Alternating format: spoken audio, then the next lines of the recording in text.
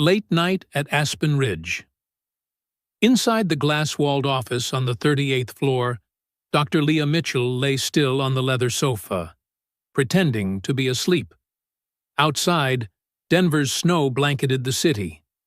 The office lights above cast a crystalline shimmer across the frosted ground, like shards of broken glass. She wasn't sleeping. She was observing.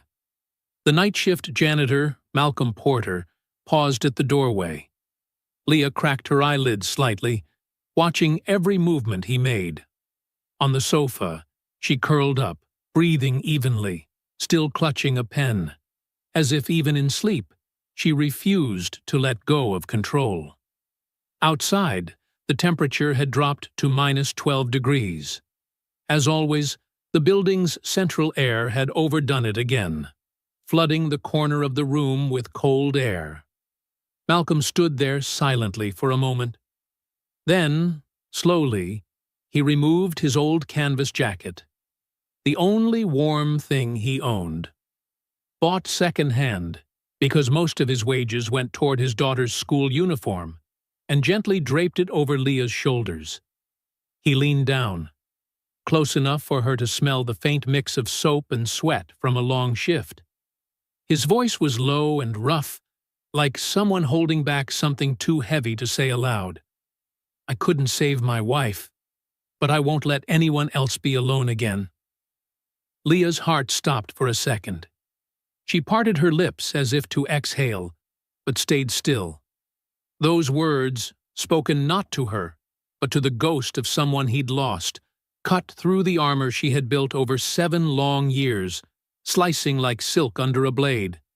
He had lost someone, and just made a vow to the dead, that he would never abandon anyone again.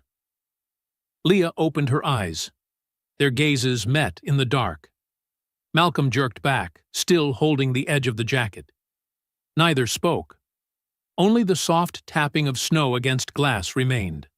The sound of 2 heavy breaths, one from someone who had lost too much, and the other from someone terrified of losing more, merged in the frozen air. And in that moment, Leah understood. She had just found the only person in this building she could trust, and perhaps the one she should fear most. This is the story of 2 strangers, divided by class, bound by unspoken grief. One arrived 90 minutes too late, the other 1 minute, and neither had ever forgiven themselves. But tonight, in the glass tower of Denver, one whispered promise would change everything. Because sometimes, trust isn't built on power, but on an old jacket, and a promise no one asked for. 7 years ago, Leah Mitchell, then only 27, was sitting in a boardroom in New York, right in the middle of negotiating a $47 million logistics contract. Her phone buzzed. Once, twice, 3 times. She glanced at the screen. Seattle General Hospital. Leah pressed silent, then flipped the phone face down on the table. Just 5 more minutes, she told herself. 5 minutes, then I'm done. But 5 became 10. 10 became 20. When the meeting finally ended, Leah rushed to the airport and caught the first direct flight to Seattle, 3.5 hours. Then another 40 minutes by taxi from the airport to the hospital. When she burst into the hospital room, lungs burning, the room was already empty. The bed was neatly made. The machines were off. The smell of disinfectant still hung in the air. An older nurse stood by the doorway, her eyes tired yet gentle. "She called your name," the nurse said softly. Until the very last moment, she kept asking, "Where's my daughter? Has she come yet?" Leah sank to her knees on the floor. No tears, no screams, just knelt there, staring at the empty bed, trying to picture her mother's face. But in her mind, there were only numbers. $47 million. 90 minutes. The price of a life. 3 years ago, Malcolm Porter was working the night shift at an Air Force base outside Denver, fixing aircraft engines. Mid-shift, his phone buzzed. A text from his neighbor. "There's smoke coming from your house." I called 911. Malcolm threw down his tools, jumped into his truck, and sped through the snow-covered streets. But a red light stopped him. 60 seconds. He didn't know then that those 60 seconds would define the rest of his life. By the time he reached home, flames had swallowed the small house whole. Fire trucks lined the street. Neighbors huddled together, hands clasped, faces pale with horror. A firefighter rushed up and shouted, "Was anyone inside?" Malcolm didn't answer. He just stood there, eyes locked on the inferno, where his wife, Vivian, was asleep after her hospital shift. 3 minutes later, firefighters carried out a woman's body. Her face was already blue. Vivian, nurse, wife, and mother of 5-year-old Zoe, had died of smoke inhalation. The smoke alarm had failed. Its battery, one Malcolm had meant to replace 2 weeks earlier, had died. But he kept postponing it because the paycheck had to cover tuition and milk. $2.99. 1 minute. The price of a life. 3 years later, Malcolm worked as a night janitor at the Aspen Ridge headquarters. Not because he wasn't capable. He had once been one of the top technicians on base, but because he needed the night shift. Night shift meant he worked while his daughter slept. Night shift meant he was home every morning when she woke up. Night shift meant he would never leave his daughter alone again. Every evening, Zoe went with him to the tower. She stayed in the security room, where old Frank, the night guard, had set up a small corner of the desk just for her drawings. Zoe drew snow-capped mountains. She drew sunlight breaking through clouds. She drew tiny yellow lights glowing in the night. She didn't know she was drawing the things her father could no longer give her. Warmth, light, and the feeling of safety. Frank, 62, with salt and pepper mustache and a voice deep as oak, sometimes glanced over and smiled. "Why don't you ever draw people?" he asked one night, his tone gentle. Zoe looked up, her big round eyes clear as a spring lake. "If I draw people, I'd have to draw Mom." "But I don't remember her face anymore, Uncle Frank." Frank swallowed hard. He didn't know what to say. And on the 38th floor, Dr. Leah Mitchell didn't draw people either. She drew charts. She drew strategies. She drew her climb upward in lines and numbers and control. Because if she ever drew people, she'd have to draw her mother. And she couldn't bear it. Aspen Ridge headquarters rose 43 stories high in the heart of Denver, where the plateau touched the sky. A tower of glass and steel, cold and austere, reflecting moonlight and snow like a frozen monolith. By day, it was the leading logistics hub of the West, where hundreds raced against deadlines, targets, and ambition. But at night, only 3 souls remained. Frank, the old guard, sat on the ground floor, reading a worn novel, glancing at the security screens from time to time. Zoe, the 8-year-old, drew dreams she never dared to speak aloud.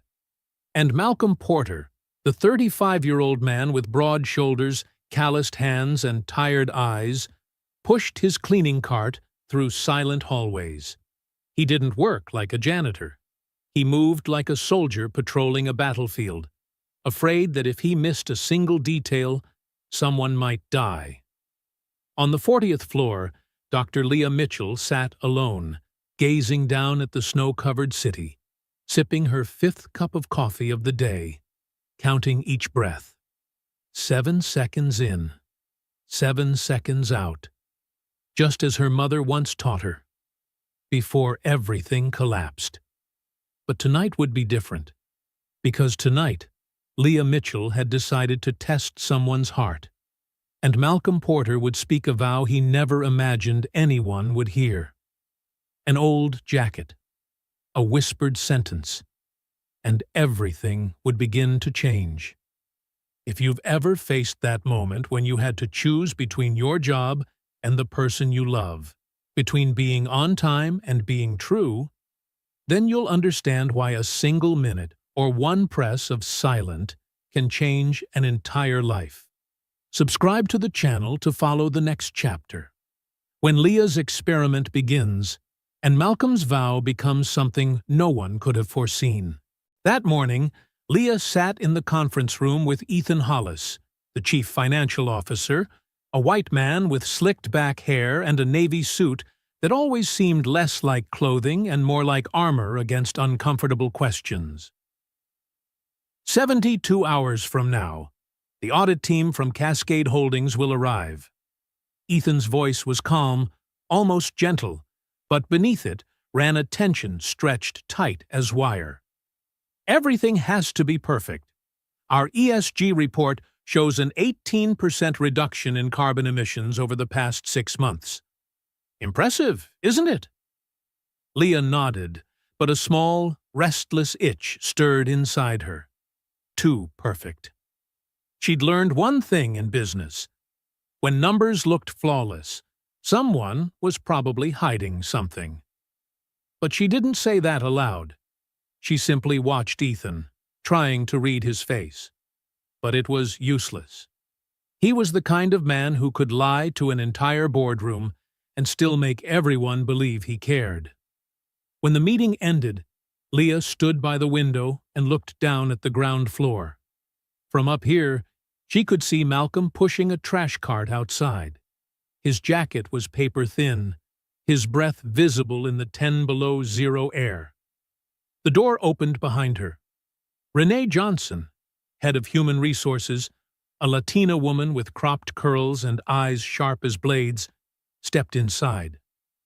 "He's never late," Renee said, her gaze following Malcolm through the glass.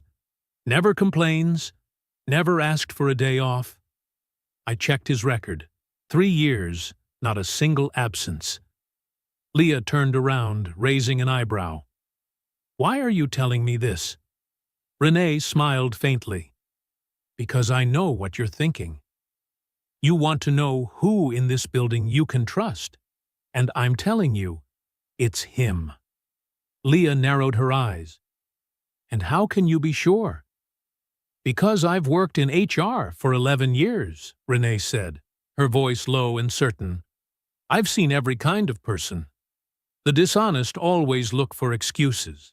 The lazy always find ways to disappear. But the honest ones? They just work. Quietly. Consistently. They don't need anyone's praise." Leah said nothing. Her eyes drifted back to the glass, to where Malcolm bent down to pick up a trash bag blown loose by the wind. A moment later, she murmured, "I need to test that." That night, at 9:47 p.m., Leah entered the conference room on the 38th floor. She rearranged the merger files, deliberately scattering them across the table. Then she placed her handbag next to the sofa, leaving the zipper slightly open, enough to reveal the edge of a $100 bill and a few credit cards. Then she lay down, steadying her breathing. Slow. Even. Outside the glass wall, snow began to fall, soft as feathers, drifting slowly, blanketing the city of Denver in a deep, echoing silence. Leah closed her eyes. 7 seconds in, 7 seconds out. A meditation. A test. The sound of wheels against the floor echoed faintly. Distant at first, then closer, then stopping. She could feel someone at the door. A presence. Silent. Watching. "Oh, God." Malcolm's voice was barely a whisper, soft enough that Leah heard it only because of the absolute stillness of the room. He stepped inside. The faint squeak of rubber soles moved slowly across the polished floor.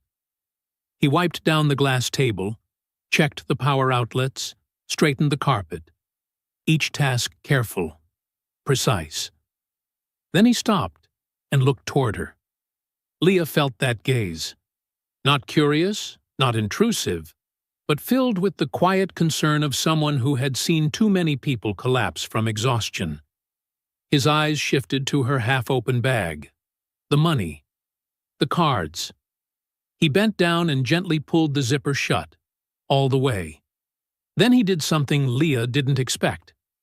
He took off his old canvas jacket, the only one he owned, bought second-hand for $9, and draped it softly over her shoulders.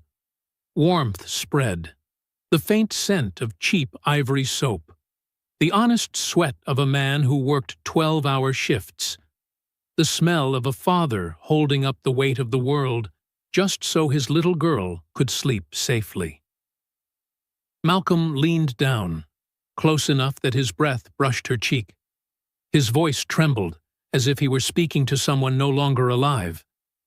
"I couldn't save my wife, but I won't let anyone else be alone again. I promise." The words were hoarse, breaking, like a man fighting back tears. Leah's heart nearly stopped. Leah opened her eyes, not the slow, hazy blink of someone just waking up, but a sudden, electric jolt, as if a current had shot through her entire body. Her pupils contracted in the dim light. Her heartbeat raced out of rhythm. Malcolm froze. He stepped back, one hand still lifted in the air, as though he had just touched something sacred, something he had no right to touch. They stared at each other. Neither spoke. Only the soft tapping of snow against the glass broke the silence, the faint hiss of the air conditioner, and the sound of two uneven breaths, one from someone who had lost too much, and one from someone terrified of losing more. Leah slowly sat up. The jacket slid off her shoulders. She caught it in her hands, feeling the warmth that still lingered, tracing the worn but carefully cleaned fabric. She could smell the ivory soap, $3 a bar, and something else. Something money couldn't buy. Kindness. "Thank you," Leah said. Her voice sounded steadier than she expected, though her hands were trembling slightly. Malcolm nodded, his face returning to the neutral calm of a man long accustomed to working in silence. "Sorry for waking you, ma'am. I'll just finish up and get out of your way." But Leah wasn't thinking about the cleaning. In her head, his whispered words replayed, words that had cut straight through the armor she had built over 7 long years, slicing through her composure, like silk beneath a blade. "I couldn't save my wife." The weight of that sentence, the way he had said it, naturally, sincerely, never meant for anyone to hear. She knew those words weren't for her. He'd been speaking to someone who was no longer here, and she understood. She knew that feeling, that unbearable ache of losing someone just because you weren't there when it mattered most. Leah wanted to ask. She wanted to know who the woman was, what had happened, and why this man still carried grief like a second heartbeat. But she didn't, because she understood there are wounds that shatter the moment you touch them. She simply nodded. "Go ahead and finish your work. I won't get in the way." Malcolm turned back to his tasks. But something in the room had changed. It was as if something invisible had just passed between them. A secret that needed no words. He wiped the table, checked the outlets, vacuumed every corner. Each movement slow, deliberate, precise, as if he were assembling an aircraft engine rather than cleaning a boardroom. And Leah watched. Not pretending this time. Really watching. She noticed how he tested each power socket, making sure no wires were loose. How he adjusted the edge of the carpet so no one would trip. How he zipped her handbag closed, protecting someone else's belongings as if it were his duty. He wasn't just cleaning. He was protecting. When Malcolm pushed the cart toward the door, Leah called after him. "What's your name?" He stopped, turned around. "Malcolm Porter, ma'am," Leah repeated softly, almost like engraving the name into memory. "Malcolm." Thank you. Truly, he gave a small nod, barely more than a gesture, then disappeared into the dim hallway, his silhouette swallowed by the hum of fluorescent light. Leah remained alone in the boardroom, the jacket still in her hands. She didn't put it on.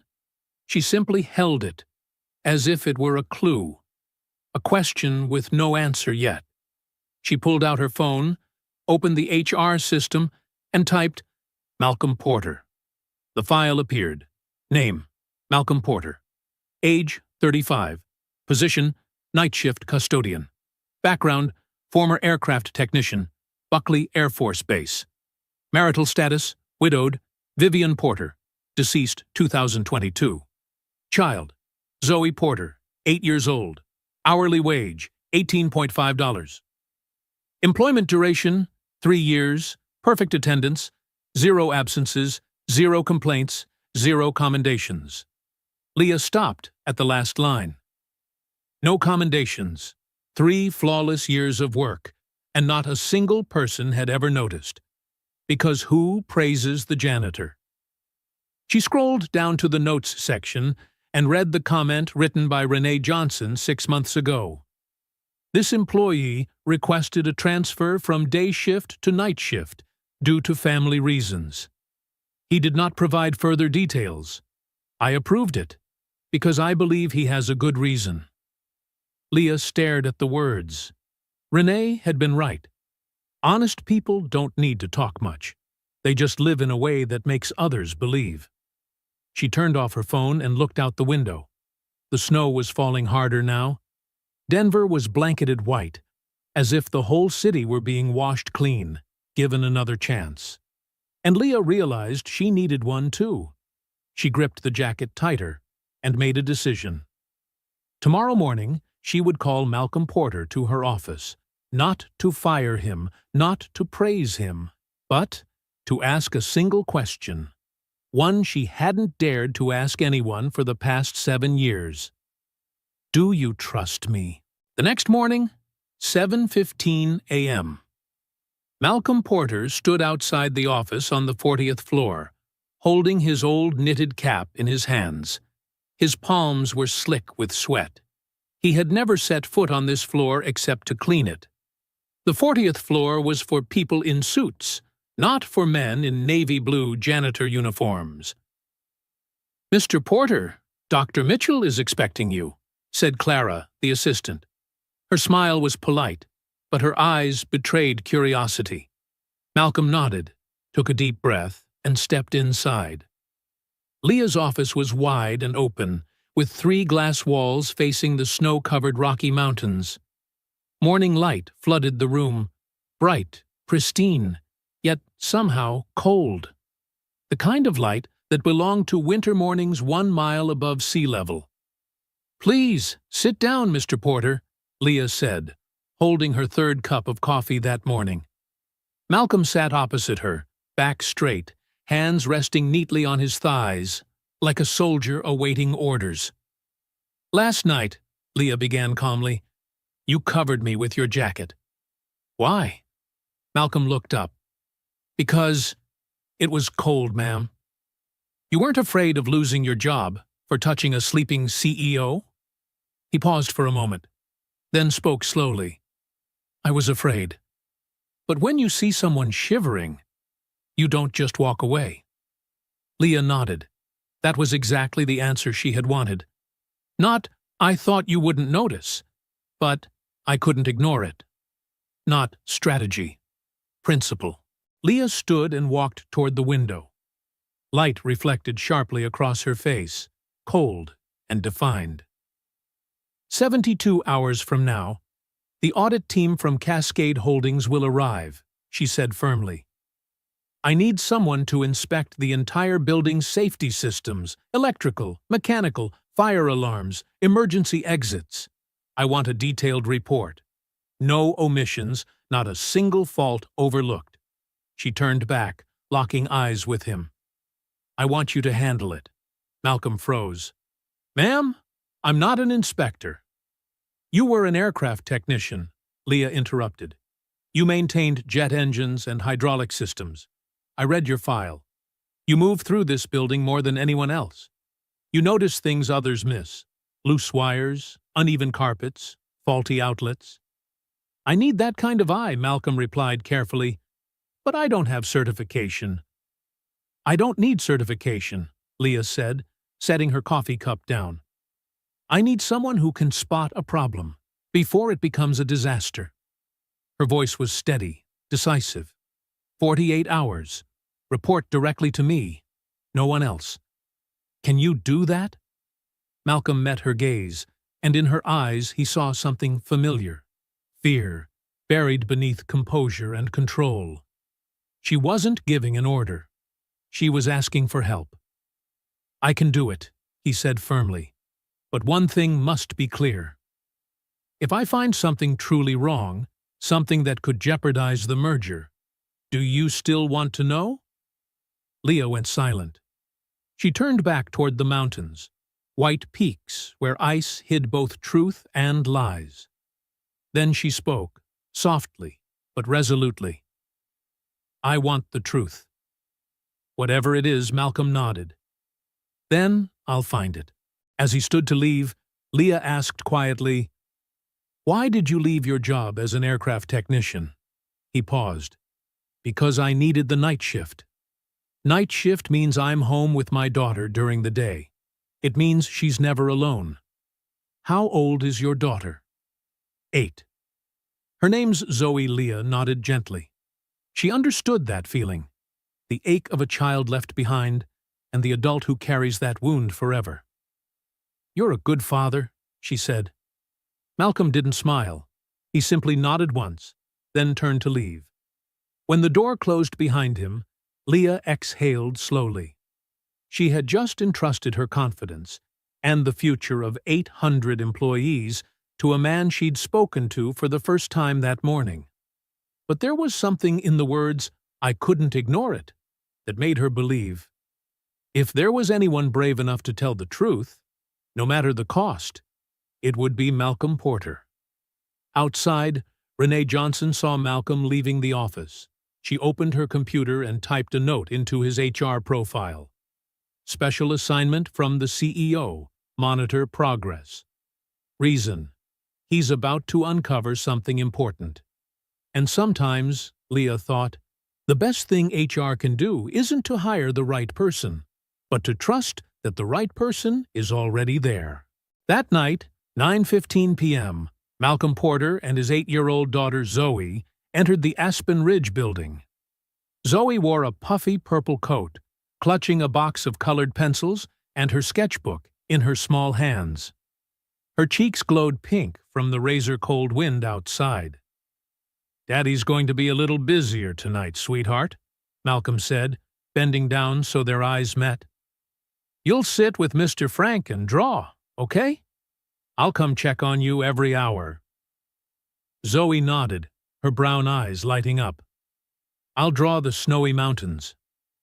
That sounds perfect. Now, give Daddy a kiss.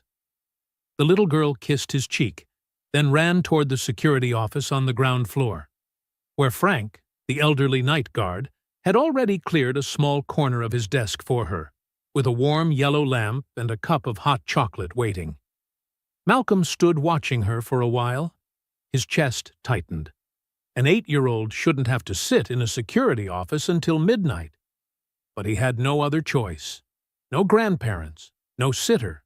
Just him and his daughter, leaning on each other in a world too vast and too cold. He took a deep breath, pushed the ache down, and got to work. Tonight, Malcolm didn't move like a janitor. He worked like a technician, systematic, methodical, checking each detail with the same precision he once used while maintaining aircraft engines. He started in the basement, where the building's main electrical and backup generator systems were housed. The air was heavy with the scent of machine oil. The low hum of engines filled the concrete chamber. Malcolm opened the control panel, comparing each floor's energy output against the official consumption log. Floors 1 to 10, normal. Floor 11, normal. Floor 12. He stopped. The system log marked floor 12 as under renovation, inactive. but the energy consumption showed 17 kilowatts. At 11 p.m., no one was supposed to be there, yet the power was running. Malcolm noted it carefully, snapping a photo of the screen. Then he moved on to inspect the backup generator system, and found another irregularity. The voltage readings fluctuated constantly, but in the official reports, the data had been smoothed out. Too smooth, too perfect, as if someone had manually edited the numbers. The second night, Malcolm brought Zoe down to the basement with him. The little girl sat on the cold concrete floor while he laid his jacket beneath her like a makeshift cushion. Zoe opened her sketchbook, colored pencils ready. "What are you doing, Daddy?" she asked, tilting her head up, curious. "I'm checking to make sure everything's safe," Malcolm answered, still bent over the control panel. "Like when I used to check airplanes." "So nobody gets hurt?" Malcolm looked up. The fluorescent light cast a pale glow over her small face, her clear eyes reflecting his own image back at him. "That's right, sweetheart," he said softly. "So nobody gets hurt." Zoe nodded and returned to her drawing. She sketched the control panel in front of them. Rows of switches, indicator lights, and digital readouts. She drew with surprising precision, her small hands capturing details no adult would have thought to notice. Meanwhile, Malcolm kept working. He opened a junction box in the corner of the engine room and found freshly soldered joints. The firmware update label read 3 weeks ago. Signed by an admin account not listed among the official maintenance staff. Someone had tampered with the system. From the inside. Someone with high-level access. Malcolm photographed it, logged the serial numbers, and marked the location. Each piece of evidence small on its own, but together they carried the weight of something enormous. An hour later, as Malcolm was packing up his tools, Zoe tugged gently at his sleeve. "Daddy, why does that light keep blinking?" "The other ones don't." Malcolm turned around. Zoe held up her drawing. On the paper, she had recreated the entire control board, meticulously detailed. And in the lower corner, a small red indicator light pulsed rhythmically. He looked up at the real panel. She was right. A faint red light, almost invisible to the naked eye, was blinking steadily in the corner. Malcolm flipped open his old technical manual. That light only appeared when the loop simulation circuit was active, meaning the system was feeding false data into the monitoring network. He stared at Zoe. Zoe, 8 years old, knowing nothing about electricity, systems, or fraud, had just pointed out the single most important clue in the entire investigation. Malcolm pulled her into his arms. "You're so smart, Zoe," he whispered. "Daddy's so proud of you." Zoe giggled, not understanding why her father's voice trembled, but wrapped her small arms around his neck anyway. And in that moment, Malcolm realized, sometimes the truth isn't uncovered by the experts hardened by experience, but by the clear, unclouded eyes of a child who simply draws what she sees, not what adults want to believe. The next morning, 7:15 a.m., Leah slipped her leather wallet into her handbag, deliberately leaving the zipper slightly open, then accidentally forgot it on the stone bench in the ground floor lobby, right along the route Malcolm would take at 11 p.m. Inside the wallet were 5 $100 bills, 3 credit cards, and her driver's license, a total of over $500 in cash. Enough to change the life of a man earning $18.50 an hour. Leah sat in her office on the 40th floor, eyes fixed on the security feed. Not because she suspected Malcolm, but because she needed to know one thing for certain. When no one was watching, would he still be the man he seemed to be? 11:37 p.m. Malcolm appeared on the screen. He stopped in front of the bench, glanced down at the wallet, looked around. No one there. He picked it up, opened it, checking for any ID. Leah held her breath. Malcolm saw the cash. 5 seconds. 10 seconds. Then he closed the wallet, slipped it into his jacket pocket, and walked straight to the security office. "Frank, I just found Dr. Mitchell's wallet," he said calmly. "Can you be my witness?" 11:37 p.m. Main lobby bench. "I'll return it to her tomorrow morning." Frank nodded, logged the incident in the shift record, and signed as witness. Malcolm carefully locked the wallet in his personal locker, took a photo of the logbook entry, and went back to work. Leah exhaled slowly and turned off the screen. Not surprised, but relieved. He wasn't just honest. He was careful. Wise enough to protect himself with procedure, so no one could ever accuse him falsely. That wasn't naivete. That was intelligence. And principle. The next morning, 6:05 a.m., Malcolm knocked on Leah's office door, right at the start of his shift. He placed the wallet on her desk, along with a handwritten note. Found at 11:37 p.m. last night. Location: main lobby bench. Witness: Frank Morrison, night guard. Contents intact: 5 $100 bills, 3 credit cards, driver's license. Signed statement attached. Leah looked up at him. "You could have kept a little." As a finder's fee, Malcolm shook his head. "It's not mine, ma'am." "But without you, I would have lost it." "What isn't mine shouldn't stay with me, ma'am." Leah nodded slowly.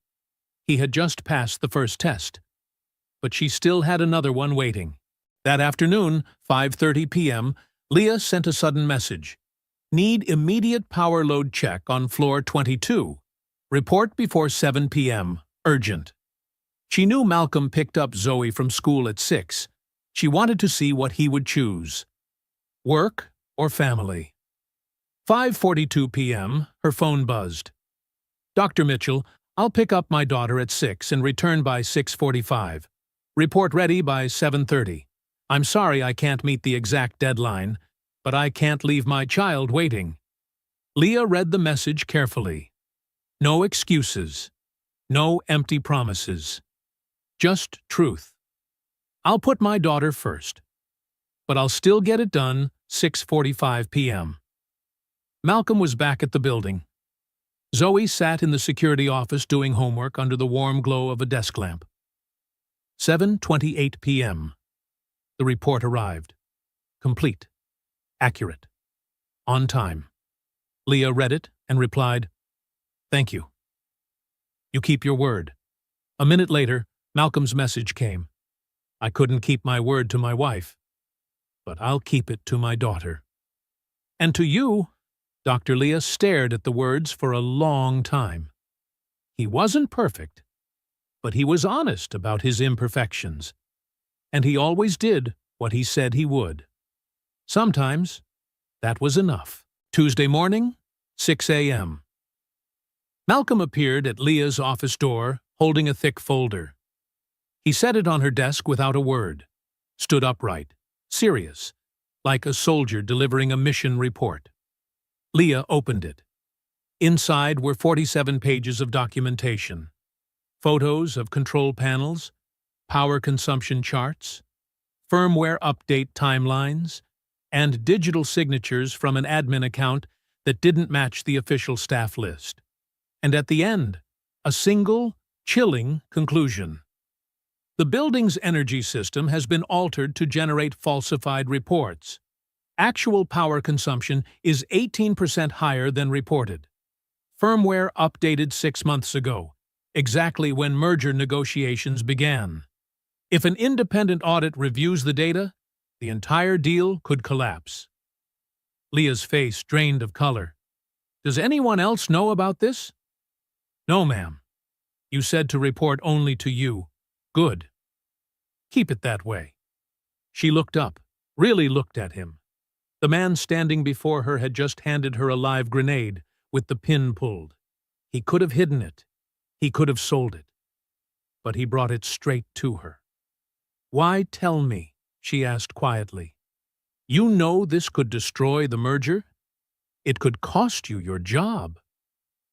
Malcolm met her eyes, his voice steady, low, resolute. "Because someone needed to know. And because you asked." Leah sat alone in her office, Malcolm's report spread open across her desk. Outside, the snow was falling hard. Denver lay buried under white silence, so still it felt almost alive. She held a coffee cup gone cold hours ago and took a bitter sip. $340 million. 800 employees. The entire future of the company she had spent her youth building. All of it now hinged on one decision in the next 48 hours. She could bury Malcolm's report, push the merger through smoothly, and fix it later. No one would know. Malcolm certainly wouldn't speak if she told him not to. He was a man of his word. But Leah closed her eyes, and memory came crashing back like a cold wave rolling backward through time. 7 years earlier, Seattle General Hospital, white, sterile hallways, the stench of disinfectant, the sharp clack of heels on marble floors. Room 412. Leah ran, breath ragged, lungs burning. The room was empty, the bed made, the machines silent. Her mother was gone. The elderly nurse placed a trembling hand on her shoulder. "She called your name until the end," the nurse whispered. "She kept asking, 'Where's my daughter?'" "Did she make it?" Leah sank to the cold floor. No tears, no screaming, just sat there, staring at the empty bed, trying to hold on to her mother's face in her mind. But the only image that appeared was something else. Slide 47 of a PowerPoint presentation. Projected revenue growth. $47 million. 90 minutes. One contract. One life. And the worst part, she had made the right choice. By business logic, that contract had saved the company. Saved 200 jobs. But her mother had died alone. And no number, no matter how large, had ever filled the hollow in Leah's chest since that day. Leah's eyes snapped open, her breath shaking. Cold sweat trickled down her spine. On the desk, Malcolm's report remained open. The numbers, the evidence, the choice.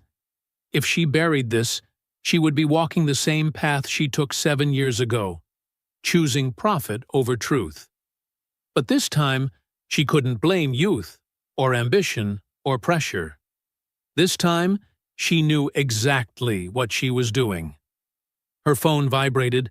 "Caller ID, Ethan Hollis." She answered. "Leah, I heard you've been running some extra checks?" Ethan's voice was soft, almost friendly, but beneath it coiled a thread of tension. "Just making sure everything's in order, Ethan." "Of course. But you know, if there are a few discrepancies, it's better to handle them after the merger. No need to alarm the buyers over a few paperwork quirks," Leah repeated flatly. "Discrepancies?" Ethan chuckled lightly. "You know how systems work, Leah. There's always a little lag between data and reality. Nothing major. But if you dig too deep, you'll always find something. The real question is, what serves the greater good? A flawless audit, or a successful deal that keeps 800 people employed?" Leah said nothing. That was the kind of reasoning people used to sleep well at night. The kind that renamed cowardice business pragmatism. "I'll think about it," she said dryly. "Of course. Just remember, Leah, we're on the same team." The call ended. The same team. Number. They had never been on the same team. That evening, Omar Davis, co-founder of Aspen Ridge, invited Leah to dinner at an upscale restaurant downtown. Soft jazz floated through the air, candlelight shimmered against crystal, and the faint scent of wine mixed with the perfume of polite deceit. Omar, a 38-year-old black man with an easy, charming smile and a perfectly tailored suit, poured her wine, his confidence radiating the practiced ease of someone who thrived in moral gray zones. "Leah," he said smoothly, "you're the smartest person I've ever worked with. You know how this game is played. What game?" "The grown-up one," he smiled, a deep, resonant voice coated in reason. "The game where we weigh risks and rewards, where we understand that perfection can sometimes be the enemy of progress." He leaned closer, lowering his tone. "If you dig deep enough, you'll always find something wrong. But the real question is, what serves the greater good? A perfect audit or a successful merger that keeps 800 families safe?" Leah met his eyes, her gaze sharp as ice. "And what if that small problem burns the building down? What if someone dies?" Omar smiled, a smile of lips, not eyes. "Leah, you're being dramatic." "No," she said, standing, placing her napkin neatly on the table. "I'm being realistic." She gave a faint, almost polite smile. "Thank you for dinner, but I'm not hungry." That night, Leah received an email from Renee. No subject line, just one attachment. She opened it. An image of an invoice. Energy Systems Optimization Consulting, $85,000, billed to a shell company owned by Ethan Hollis's cousin. Date: 3 weeks before the firmware alteration. And one single line from Renee. "I thought you should see this." Leah stared at the screen. No doubt remained. This wasn't a technical error. This was deliberate fraud. She grabbed her phone and texted Malcolm. "Prepare to restore the system to factory settings. Back up all data. Record timestamps, check sums, and seal everything. We follow the truth." Seconds later, Malcolm replied, "Understood." Leah leaned back in her chair and closed her eyes. For the first time in 7 years, her heart felt lighter. Not because the road ahead would be easy, but because, finally, she was choosing right. That night, 10:45 p.m., Malcolm Porter and a trusted security technician, a young man named David, arranged by Renee, were working in the server room deep in the basement. The main lights were off.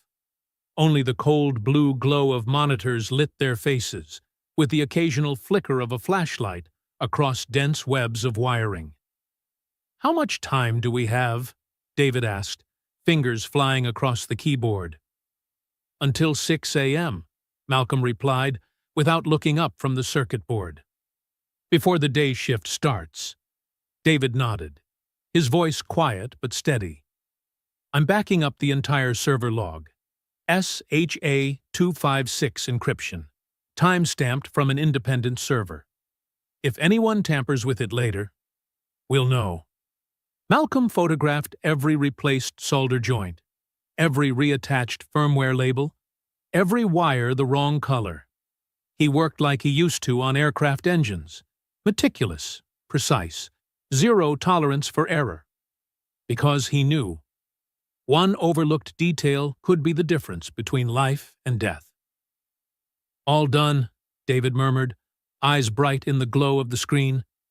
"With this, we could take it straight to court." "You ever work for the FBI?" Malcolm smiled faintly, shook his head. "I don't work for the FBI. I work for the truth." On the 40th floor, Leah and Renee sat across from each other, a massive whiteboard between them. They were mapping out a 3-step plan. "Step 1, Leah began calmly. "Malcolm restores the system to factory settings. That'll make the real energy data show up on the live monitoring feed. Step 2, Renee continued, "we install a digital tripwire, a hidden token in the code. If anyone tries to access the compromised zone, the system logs everything: IP address, user ID, exact timestamp. Leah nodded, writing as she spoke. Step 3. I'll call Ethan and Omar in for a meeting. We record it. Colorado's a one-party consent state. We let them incriminate themselves. And then, she took a deep breath, we present the full evidence to the audit team. Renee studied her, admiration and worry mixing in her gaze. You know this could end your career, right? The board could blame you for lack of oversight. Leah gave a small, quiet smile, her tone low but firm. I know. But if I don't do this, I won't be able to look at myself in the mirror. She thought of her mother, of those 90 minutes too late, of every time she'd chosen the wrong thing for the right reasons. This time, she said, I'll choose right. The next morning, Malcolm completed the final task, predicting when the saboteur would return. He studied the blinking pattern of the red light, the same one Zoe had drawn days earlier. Cycle, 73 minutes. Not random. 73 minutes avoided overlap with security patrols and cleaning shift rotations. He pulled up the access history logs. Each unauthorized intrusion had occurred around 11:15 p.m. After office staff had gone home, but before the night janitors reached the upper floors. He texted Leah. Tomorrow night, 11:15. They'll come back, right before the audit's final review. Objective. Make one last data edit so the numbers look perfect. Leah read the message and replied briefly. We'll be ready. But her hand trembled slightly as she set the phone down. Not from fear of confrontation, but from the risk she was taking, betting $340 million and 800 lives on a janitor she'd truly known for only 3 days. That night, Malcolm didn't bring Zoe. He left her with Mrs. Garcia, the kindly old neighbor who always kept hot chocolate waiting for her. Where are you going, Daddy? Zoe asked, clutching her worn-out teddy bear. Malcolm knelt, meeting her innocent eyes. I have something important to do tonight, sweetheart. Something that, if Mommy were here, she'd be proud of. Is it dangerous? He hesitated a moment, then shook his head softly, voice low and steady. Maybe. But I have to do it, because it's the right thing. Zoe nodded seriously, like a little grown-up. Mom always said, do the right thing, no matter how hard it is. Malcolm smiled, pulling her close. That's right, baby. She did. He kissed her forehead, then drove off into the frozen night, toward Aspen Ridge. In his jacket pocket, a mini fire extinguisher, a respirator mask, a high-powered flashlight, and in his heart, a whispered promise to the woman he'd lost. Vivian, I won't let anyone die tonight. I promise. 10:30 p.m. Security control room, 40th floor. Leah stood beside Renee and David. In front of them, 3 monitors, one showing the camera feed from floor 12, one tracking power distribution, and one logging real-time access attempts. If they come back, David said, fingers hovering above the keyboard, the tripwire will trigger instantly. No way to hide it. Leah nodded, gripping her 7th cup of coffee that day. Her heartbeat quickened, not from caffeine, but from a strange, electric intuition. Tonight would change everything. Down in the basement, Malcolm stood beside the main control panel, radio in his ear, eyes on the blinking readouts. Signal check, Leah's voice came through his headset. Loud and clear, Malcolm replied, calm and grounded. I'm ready. The clock ticked. 11 o'clock, 11:10, 11:14. Then, on the floor, 12 camera feed, a shadow appeared at the hallway entrance. Dressed in black, hooded, moving fast, efficient, like someone who had done this before. Renee whispered, They're here. Leah tightened her grip on the microphone, her voice low, steady, every word deliberate. Malcolm. Showtime. And in that instant, the line between janitor and hero vanished, reduced to a single press of a button. That night, for the first time, Aspen Ridge was about to be lit by the truth.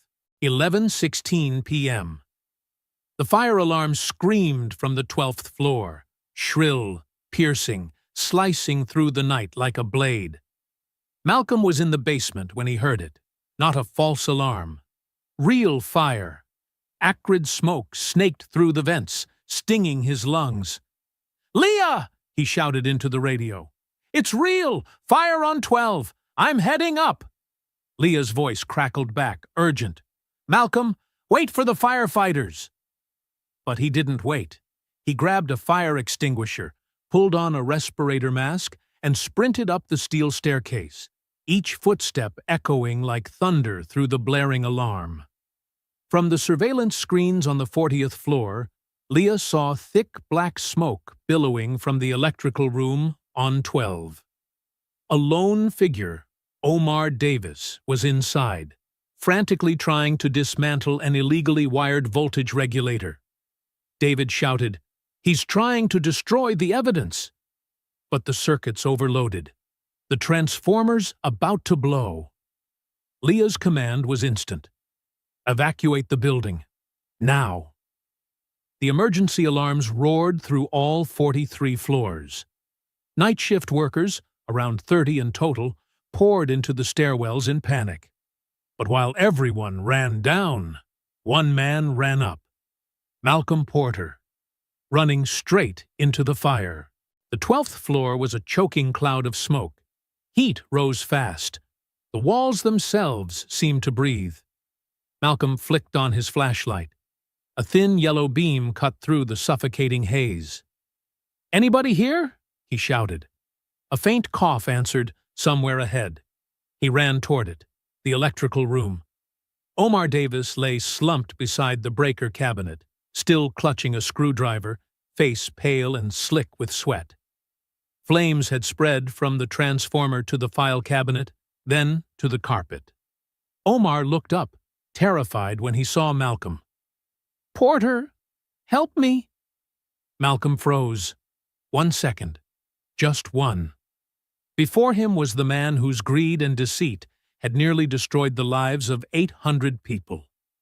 But through the smoke, another image flashed in Malcolm's mind. 3 years earlier, a small house on the outskirts of Denver. Fire devouring everything, the photos, the walls, the woman he loved.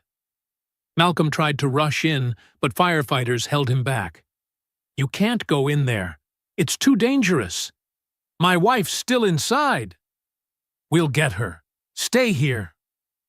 3 minutes later, just 3 minutes, they carried Vivian out. Her face was purple, her body still. Malcolm fell to his knees in the snow, cradling her, screaming into the cold night. "1 minute, Vivian! Just 1 more minute. Why couldn't you wait for me?" But smoke doesn't wait. Death doesn't wait. That night, at her grave, under the October rain and the howl of the wind, Malcolm made a vow. "I will never let anyone die alone again, no matter who they are." Back to the present. Malcolm looked at Omar, the man trembling before him, face ashen, eyes wide with terror. He spoke softly, voice hoarse and steady. "I don't owe you anything." Omar's eyes welled with tears through the haze. "I know." Malcolm took a deep breath, his eyes glowing faintly through the smoke. "But I owe myself. I owe my wife. I owe the promise I made." He bent down, hauled Omar up, and slung him over his shoulder. Behind them, the flames roared to life. The main exit was blocked. The stairwell was engulfed in smoke. The temperature spiked by the second. "We're dead," Omar gasped. "Not yet." Malcolm scanned the room. To the right, an auxiliary maintenance door leading to the storage level below. The electronic lock had lost power. He set Omar down, pulled an industrial nylon rope from his tool belt, the kind he used for window cleaning on high floors. Looped it tight around the door handle. Hold on to me. One kick. Didn't budge. Second kick. Still nothing. Third, the door burst open. They stumbled down the dark stairwell, chased by smoke like a living beast. Heat seared their skin.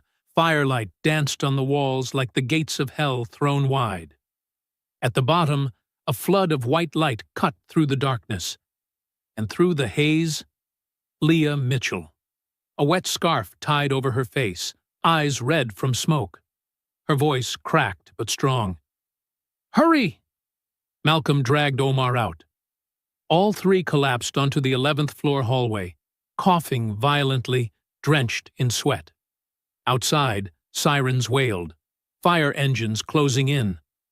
Leah dropped to her knees beside Malcolm, trembling hands on his shoulder. "Are you hurt?" Malcolm pulled off his mask, gasping for air, his voice rasping. "I'm fine." He turned to Omar, the man who had nearly burned down the building, now trembling, eyes bloodshot. Malcolm said slowly, firmly, "You owe me your life. And you'll pay it. With the truth." Omar bowed his head, tears cutting lines through the soot. I'll tell everything." In the basement, police and security had already taken Ethan Hollis into custody.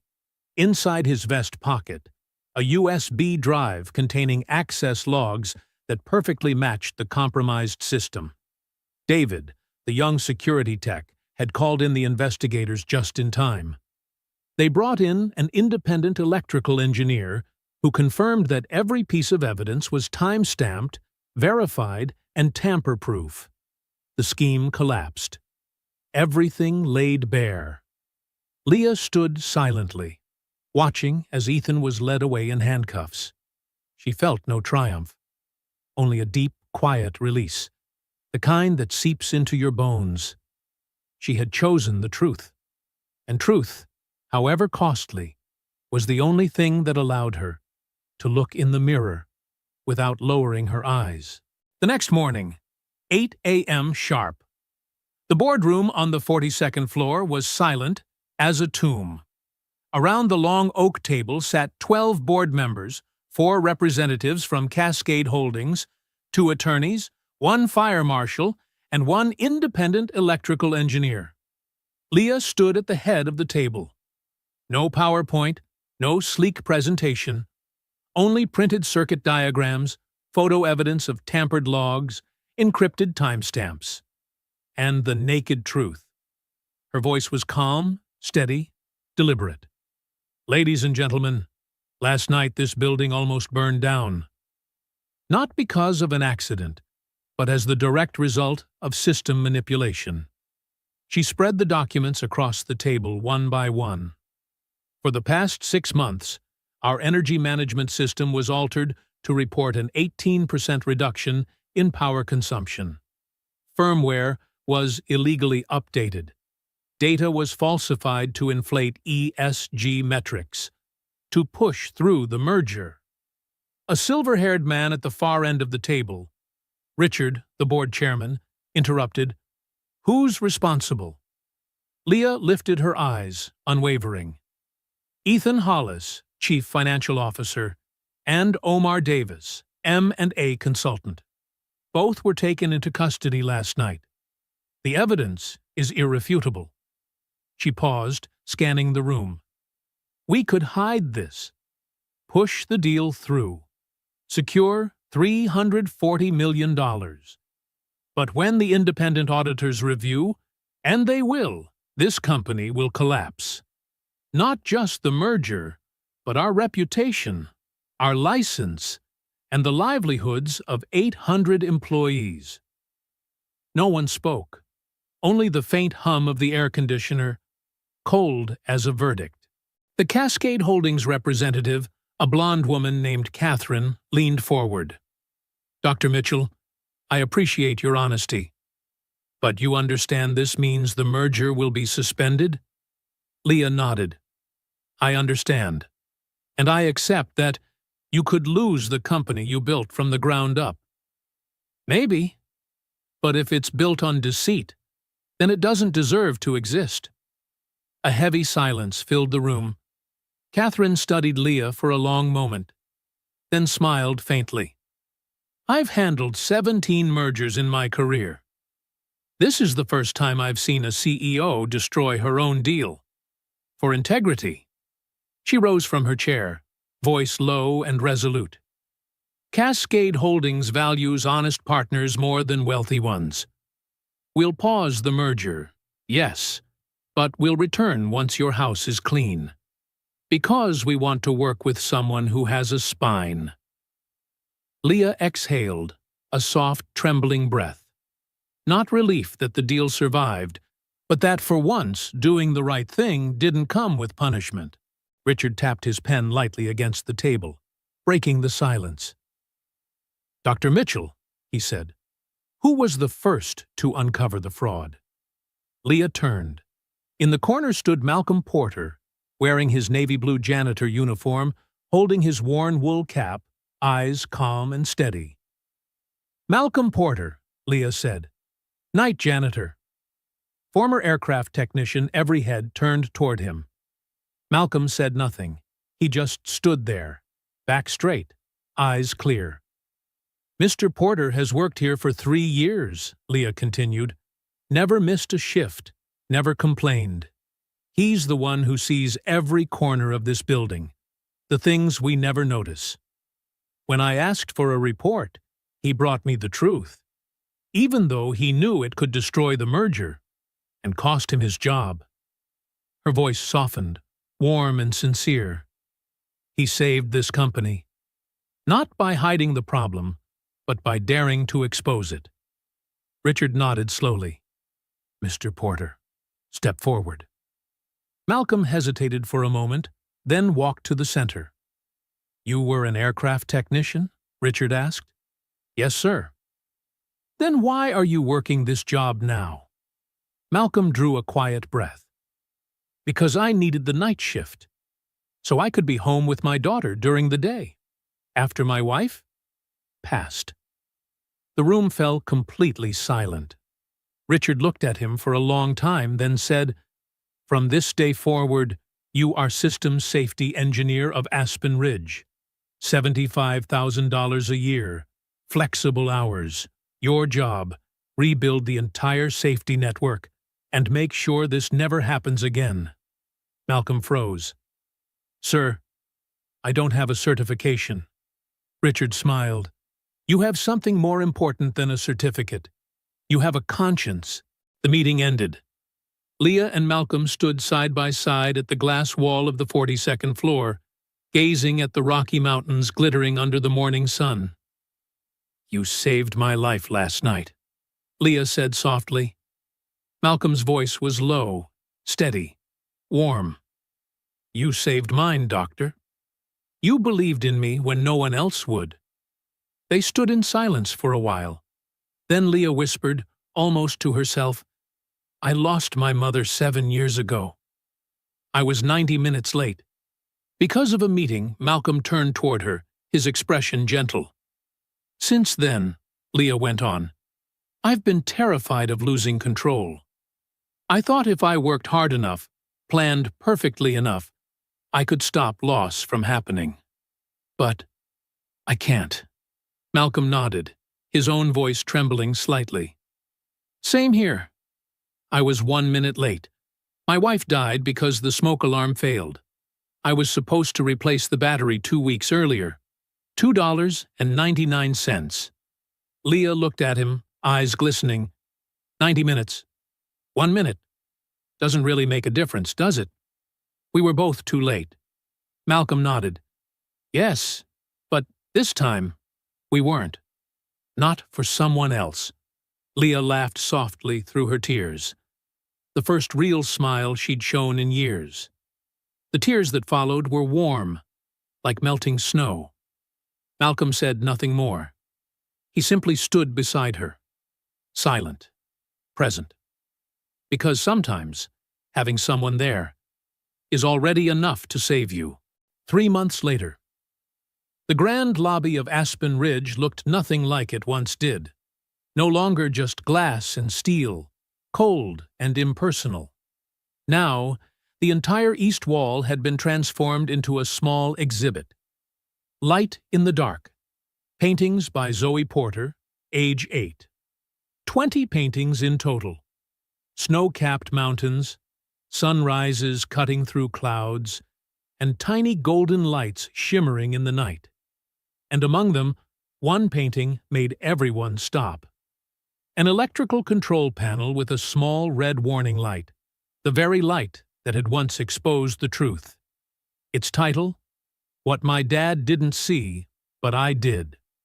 Next to it, a gleaming brass plaque read, The Vivian Porter Safety Foundation, providing free smoke alarms, CO detectors, and safety inspections for low-income families across the Denver area. Funded by Dr. Leah Mitchell and the Aspen Ridge community. Because no one should lose a loved one to a broken safety device. At the exhibit's opening, more than 200 people attended. Employees, clients, journalists, and families who had been helped. In the crowd, Zoe wore a new blue dress, her small hand in her father's, her smile radiant.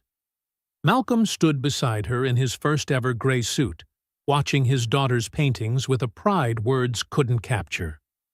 Leah approached, her phone switched off. No emails, no urgent calls, just presence. "Your paintings are beautiful, Zoe," she said softly, kneeling to meet the girl's eyes. "Thank you, ma'am." "Do you like the red light one?" "That's my favorite," Leah smiled, "because it reminds me that sometimes the most important things are the smallest ones." Zoe nodded solemnly, like an old soul. "My mom said that too. She said, it's the little things that save people." Leah swallowed hard, her eyes glistening. "Your mom was a very wise woman," she whispered. That evening, after the exhibition, Malcolm invited Leah over for dinner. Not to a fancy restaurant, but to his small two-bedroom apartment on the outskirts of town, where he and Zoe had lived since the fire. Dinner was simple: roasted chicken, mashed potatoes, salad. Zoe talked about school. Malcolm laughed, a sound he had almost forgotten how to make. And Leah, who used to eat takeout alone among piles of paperwork, now sat at a small wooden table that felt warmer than any five-star dining hall. Midway through the meal, Zoe asked innocently, "Doctor, do you miss your mom?" Malcolm froze. "Zoe, sweetheart." Leah raised a hand gently. "It's okay." She looked at Zoe and smiled wistfully. "I miss her every single day." Zoe nodded thoughtfully. "My dad misses my mom too, but he says, missing someone doesn't mean you're sad. It means you love them." Leah turned to look at Malcolm. He gave a small shrug, half embarrassed, half sincere.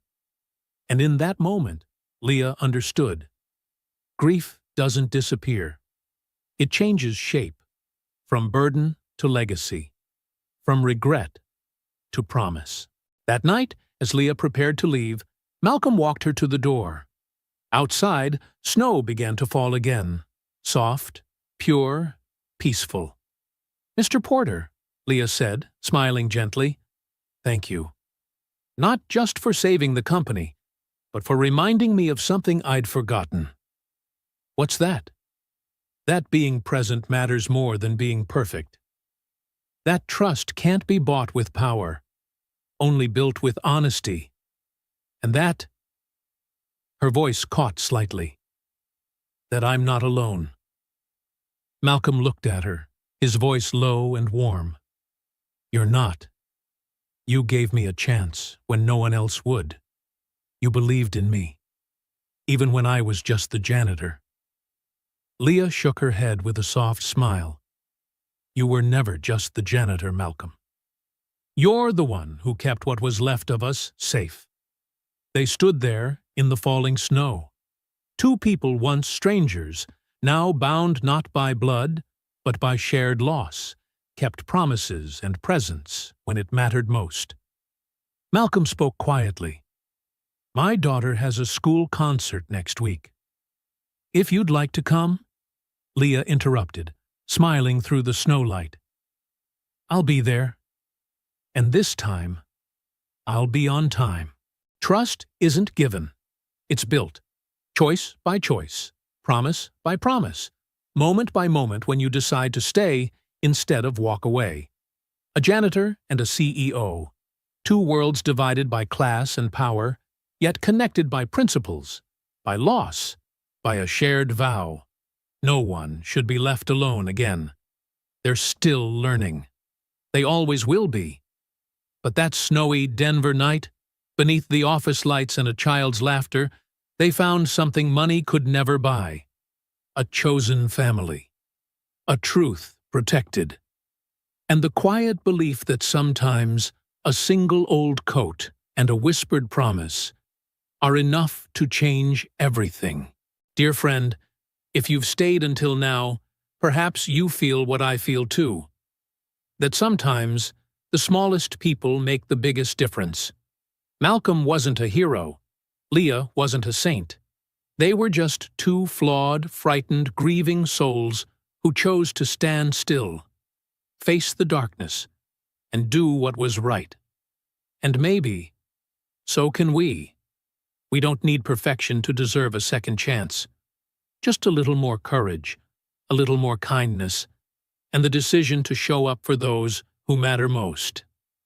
If today's story touched you, leave a comment below. Tell me what made you believe in goodness again. Or simply write, "I'm here. And I understand who knows." Your words might be the small light someone lost in the dark needs tonight. Don't forget to subscribe to True Tale Time, where each week we share new stories of betrayal, redemption, and the quiet strength of the human heart. See you in the next story. And remember, sometimes light doesn't come from the sun, but from a single small lamp glowing in the dark.